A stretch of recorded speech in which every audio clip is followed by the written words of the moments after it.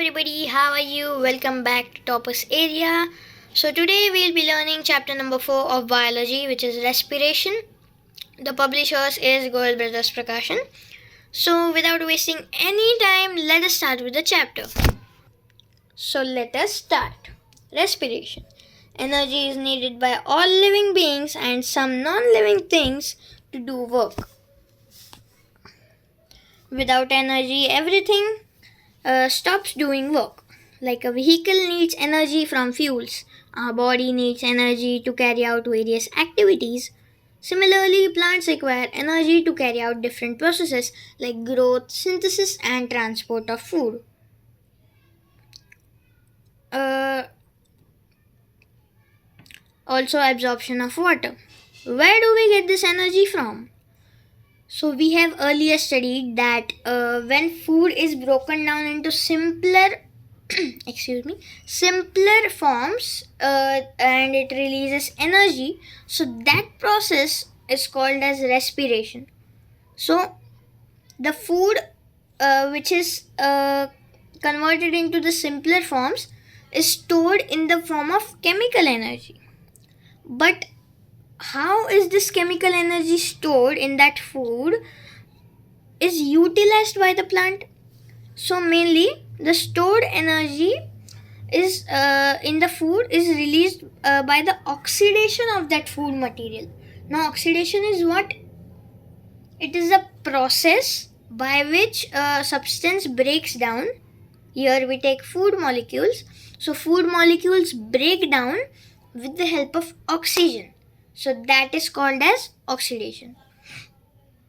During oxidation, oxygen breaks down the food, thus liberating energy and carbon dioxide. The released energy is stored in the form of a special molecule called adenosine triphosphate. Its short form is ATP. Adenosine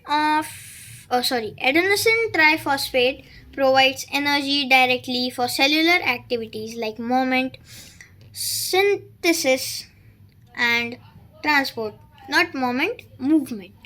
My bad. This process of energy production takes place all the time. Okay, so energy is produced every time, all the time, day, night, it is produced continuously. So, respiration can thus be represented as follows. The digested food with oxygen reacts, means it oxidizes,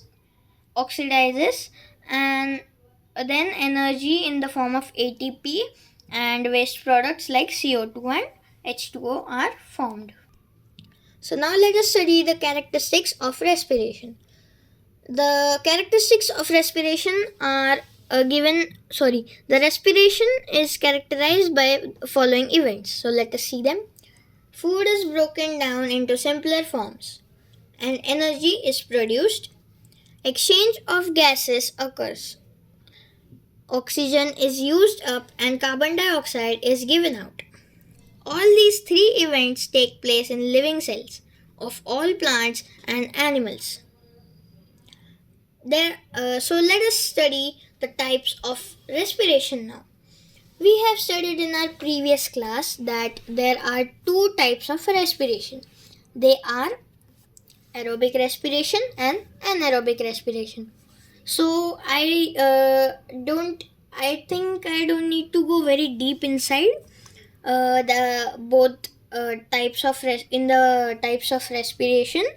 So I'll tell a summary part of anaerobic and aerobic respiration. So let us first go to aerobic respiration. So mainly here oxygen is required for the breaking down of food molecules, and the substances which cause this or the organisms which cause this are called as aerobic organisms. And its word equation is like glucose plus oxygen, because oxygen is required for the oxidation process. So glucose plus oxygen gives out carbon dioxide plus water and energy in the form of 38 ATP. And it's the same thing written right here, the explanation part. And in Anaerobic respiration, it's the opposite. Here, some organisms like yeast and bacteria, they never require oxygen. They can live without oxygen for their whole life. So the process of respiration, when oxygen occurs, sorry, when respiration occurs, excuse me, respiration occurs without or in the absence of oxygen, that process is called anaerobic respiration. And the organisms which cause this are called anaerobic organisms or anaerobes. In the case of aerobic respiration, they cannot be called as aerobics because I don't know why, but it is not given right here, so we cannot call them uh, aerobics. So let us move on. So there is a table of difference between aerobic and anaerobic respiration. So let us see it. So in aerobic respiration, oxygen is required. It's the opposite in anaerobic respiration. Food molecules are completely broken down and into CO2, H2O, and energy. Here is the opposite, not completely, partially. Food molecules are partially broken into ethyl alcohol, CO2, and energy. So here energy is released in a higher quantity, like 38 ATP, and in anaerobic respiration energy is released less in the quantity, not quantity, less in number as compared to anaerobic respiration, which is 2 ATP. So now let us move on to combustion and respiration. So we all know what combustion is. So combustion is mainly the process in which oxygen is required for the burning of a particular material.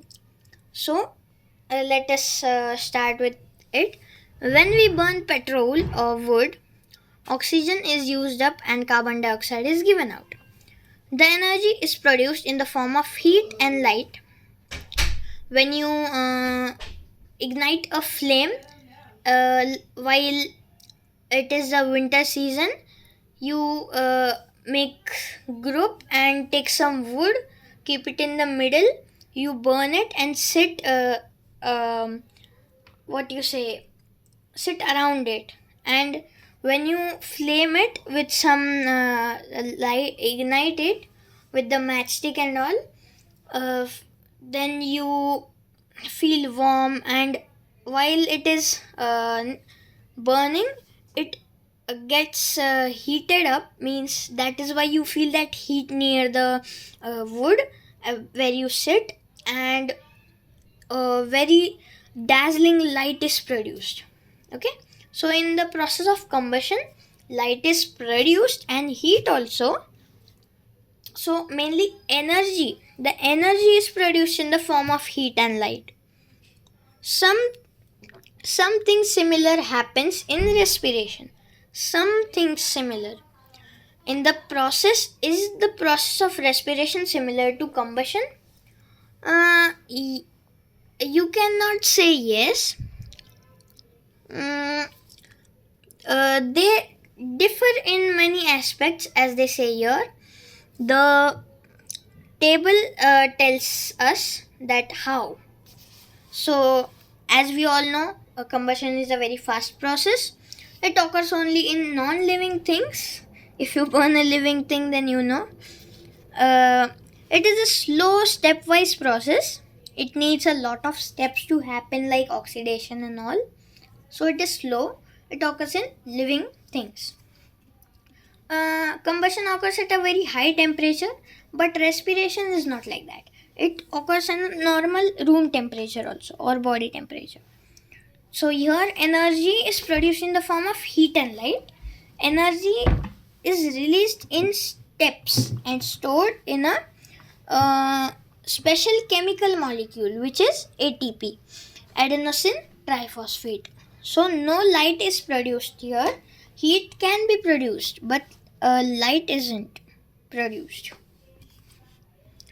Conversion to carbon dioxide and water occurs in one step.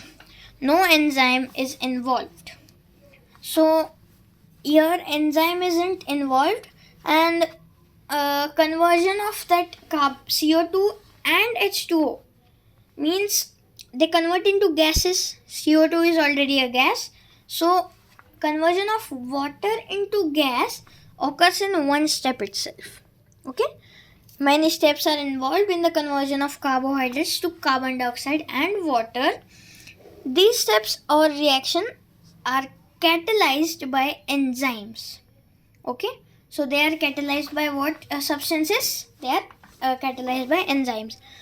This is one question. I'll put it on the post, which is very important.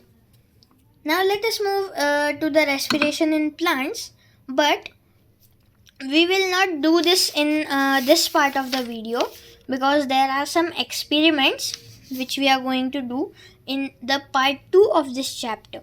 So let us meet in the next video. Till then, goodbye.